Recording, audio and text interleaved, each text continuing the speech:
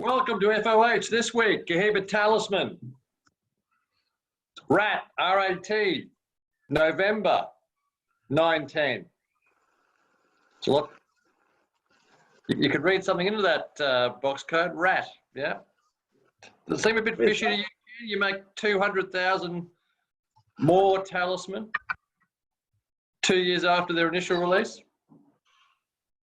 Has anyone ever done that in the wine industry? They do a LE and then it goes so well, then they just decide, hang on, we'll make an extra 200,000. These days, it's very carefully monitored, particularly with things like shows, because people, one of the things was you'd have a barrel of wine, you'd put it in, you'd win the gold medal.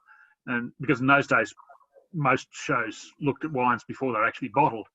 And then it'd be like, oh, well, actually, it's just one barrel of the 500 we've got out the back. So we've got a lot of that, and it could be almost completely different, much less so. The interesting thing is I've smoked plenty of both now. But I must say I was never a huge fan of the initial talisman.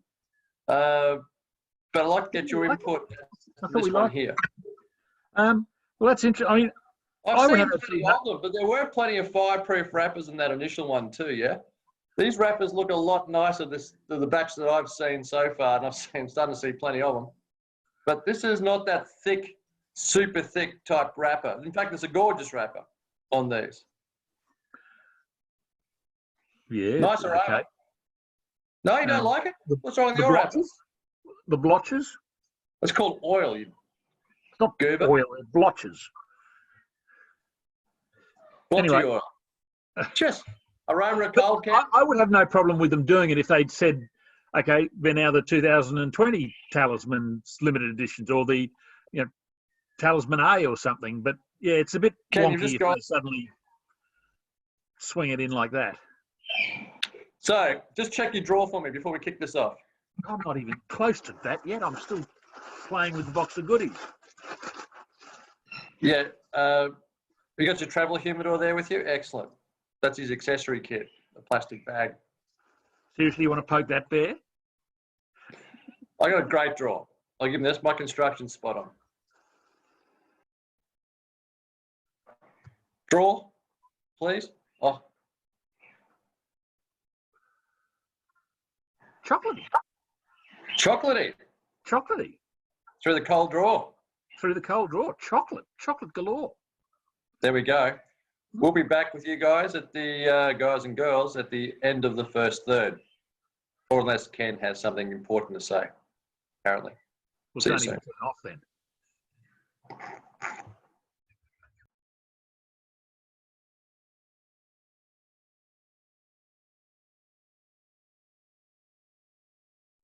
Kenny, first third of the Talisman 2017 rolled November 2019.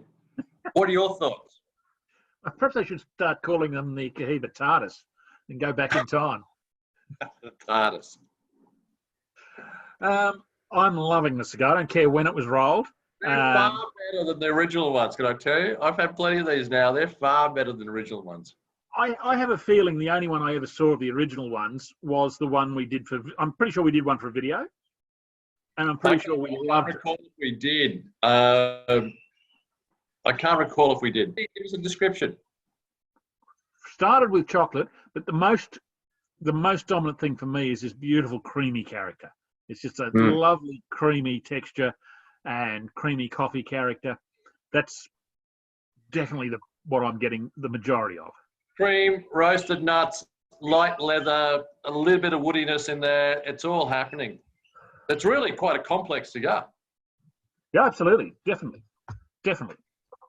So this is where, last week when we did the Monte Cristo Sublime, or the week before, I think it was, I can't recall now, that the only criticism we had on that is that it was fairly one-dimensional at this point in time.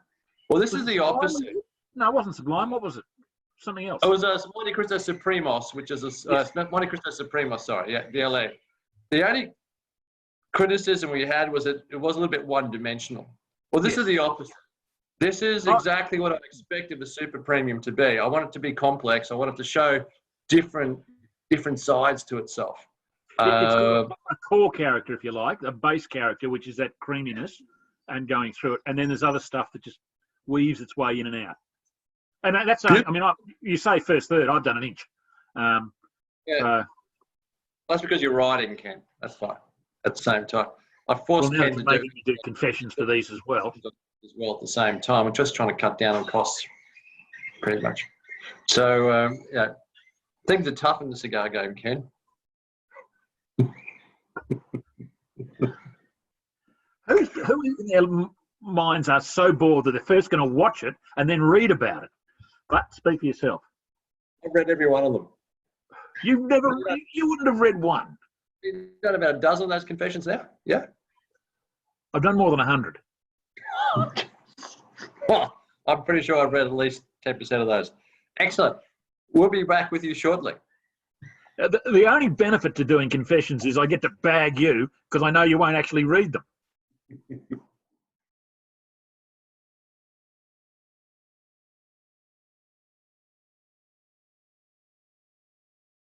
Kenny, second third of this Talisman. The only complaint I've got is the burn went a bit wonky, but that's probably because we've been yakking away and I haven't been looking after it quite as much as I should have. But it's still that lovely creamy undertow right through. Flavour's right up there, Ken. It's got a beautiful flavour to this. Yeah. This is a really serious cigar. Spot on. I got no issues with the burn. It will get sharp. Mine's not too bad at all. It's just the burn will get sharper. Don't worry about that. Over time, we used to complain about fireproof wrappers on LEs. This is not a fireproof wrapper at all. It's just smoking perfectly. One of my biggest complaints of the original Talisman was some of the wrappers with thick. This is not. It's gorgeous. Kenny, what are you drinking with yours? Am I allowed to give it away? I mean, yes, please fill us in. I've got a trio of malts from Islay or Islay. I'm never sure how you pronounce that. Christ knows how you pronounce this. Bunna Habrain, and it's their Stewie Gadair. Can I have a brain, yeah? Oh, then you come back to the next two. How is that, by the way? I've had that before. A bit caramelly, which is great with this. Then you come back to one of my all-time favourite scotches, Ardbeg 10, and I mean just that lovely peaty, smoky richness. I love that whiskey. It's good. You can pick that from 1,000 miles away. And finally, the Bowmore. Seriously, Bowmore's able to pronounce it, fellas. Take a listen. The Bowmore's Legend is one of the best cheap and cheerfuls in whiskies you'll ever find. I'm trying to get that in the. There we are. It's now been discontinued. It's been discontinued because it was that bloody good for the price point that they thought they better get rid of it because it was taking sales away from everything else. Great stuff. Well, so I still got to think about 3 bottles of this in the cupboard. I've got probably about 5 or 6 bottles. Cigar, Ken? Sorry? Which one's going best with the cigar? The Bowmore is a little bit muddled. It's nice, but it's a bit muddled. It's got a citrus edge, that Bowmore. Does that work with it? Not really. Yeah, look, all of them are working quite nicely. I'd happily just stick to one of them, and they work well. This one with its caramel is ideal. It's lovely, and it's probably the best. If you're looking purely on matches, it's probably the best match. But this being such a favourite, this would be consistent. Hey, it's always Mr. Consistent. Oh, yeah. Just love it. So, Kim, what body you got in your cigar at this point in time, the Talisman? Is it mid-body? Mine's straight on mid. Yeah, I think on mid's about right. Looks like you're on coke there at the moment. You're jittery, you're all over the place. What's going on? No, I thought I had someone knocking at the door. So back to here. I'm thoroughly enjoying this. 1/3 to go. I can't falter this point in time too much. Maybe in that I like a little bit denser smoke, if anything. Yeah, no, mine's Yeah. certain. I'm certainly getting that. God, you can see it. I'm reaching for reasons not to like it. I really am. The 54 gauge is smoking well. I don't normally like 54 gauges, but it's fine. The That's flavour, yeah, that's great. 54 gauge. Really, just great. I'm getting plenty of dense smoke. I mean, it's like I'm trying to cook bread again. We'll talk about that when we come back for the last third. Cheers. We may not. We may not.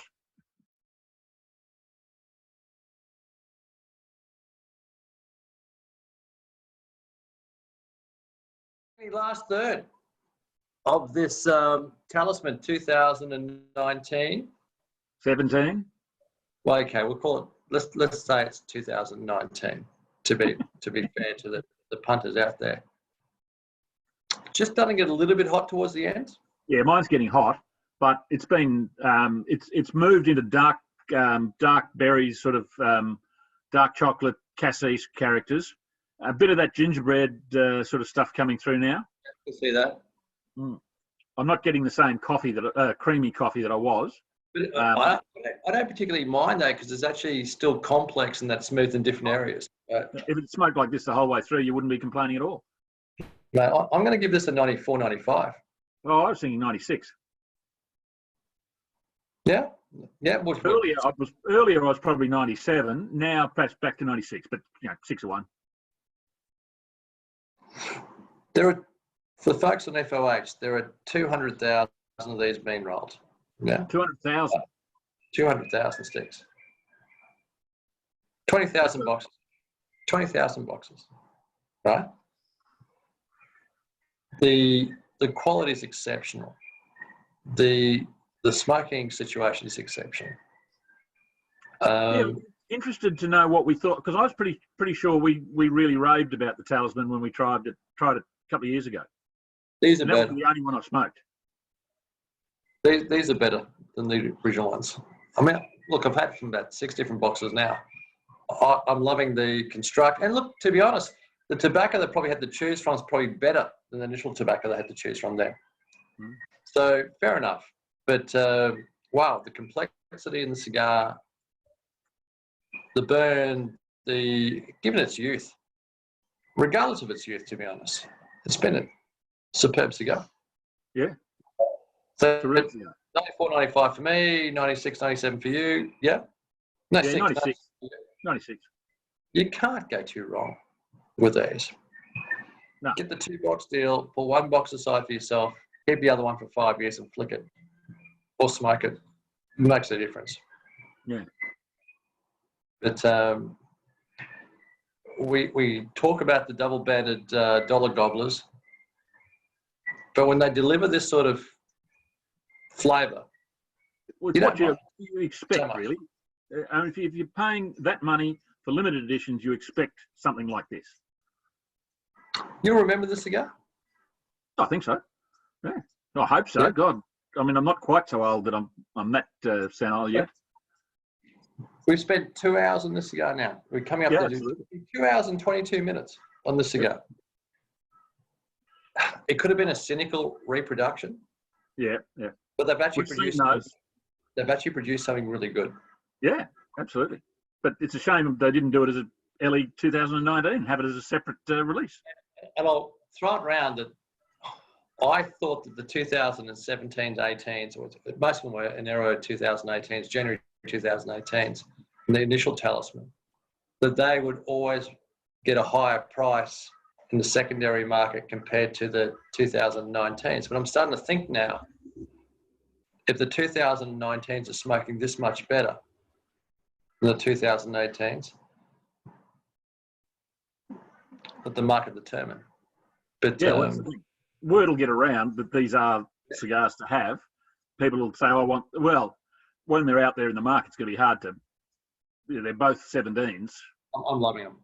Yeah. This is pretty good.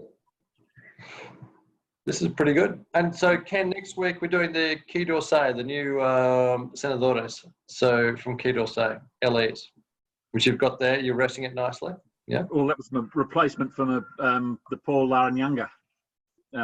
Please say that again. PL. Por Larrañaga. That's what I said. Yeah, exactly right. Yeah. Guys, until next week, thank you so much for joining us. Hasta luego. Cheers.